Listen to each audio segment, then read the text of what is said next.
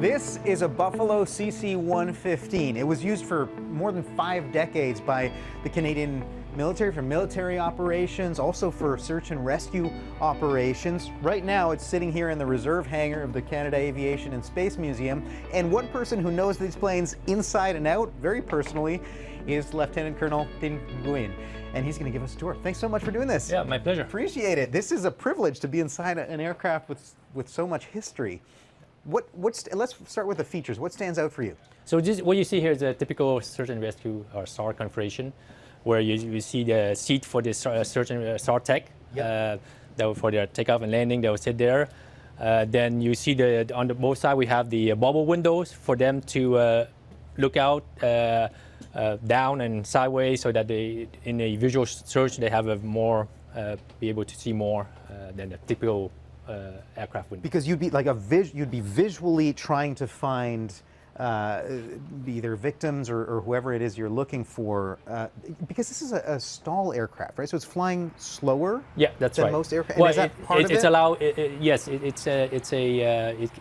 can allow for low flying and slow as well. Okay, so short takeoffs and landings, but also low and slow flight, and that is to facilitate finding people on the ground. So you're visually referencing them. We've got this cable up here. What's this for? So this is a static line used when we carry a troop for a parachuter. When they jump out, they'll have the chute hook up here, a line hook up here, and then when they jump out, it automatically pulls the chutes out.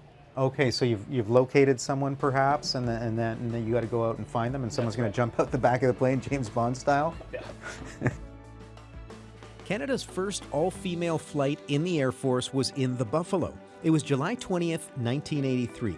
Pilot Nora Bottomley took flight alongside her crew, air navigator Robin Campkin and Nella Odarju, the flight engineer. All of them were among the first women allowed to train as air crew in the Canadian Armed Forces between 1979 and 1985, and that was through an air crew trial called Swinter. Another notable period for the aircraft, the missions it flew around the world. Between 1968 and 1978, it helped other air forces around the world with missions in Brazil, Zambia, Togo, Ecuador, Sudan, and Tanzania.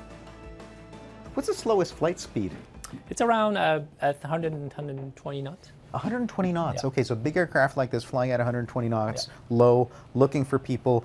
You've found, let's say, a casualty.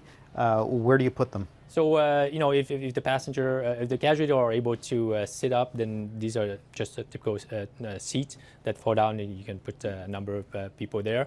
Or if they require to lay down, then we have the litter here on the right, okay. 3 in this configuration. Yeah. But if need to, we could have more on this side as well. You could configure this in any way to sort of accommodate whatever kind of casualties you've just come upon. That's correct. Yes. How many, between crew and victims, how many people can this carry? So crew typically is about a crew of 6 on a search and rescue.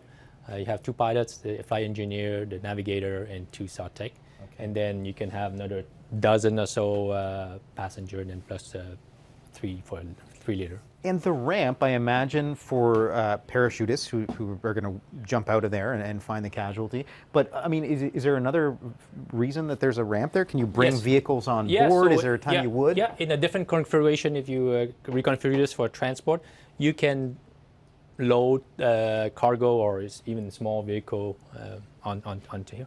Okay, so you've got space for casualties to sit or here on the stretchers to lie down. You've got medical personnel taking care of them.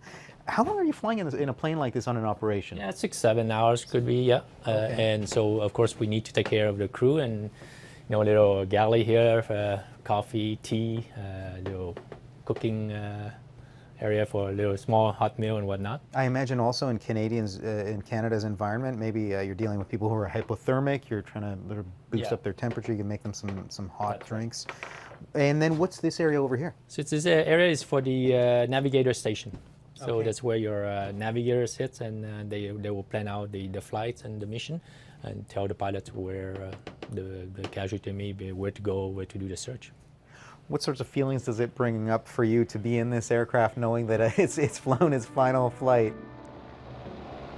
Yeah, it's, after more than 50 years of service, this is I'm glad that we are able to, the RCAF is able to transfer this aircraft to the museum here, so that it can be preserved, and for all to enjoy for the history of the aircraft and the RCAF for many generations to come. What does it mean to you, this aircraft, in the greater scheme of the history of aircrafts in Canada? Yeah, as an aircraft engineering officer and a senior design engineer on this aircraft, this is like, wow, this is nice to see the aircraft being preserved and be able to take my kids here and say, hey, I've worked on this aircraft, I help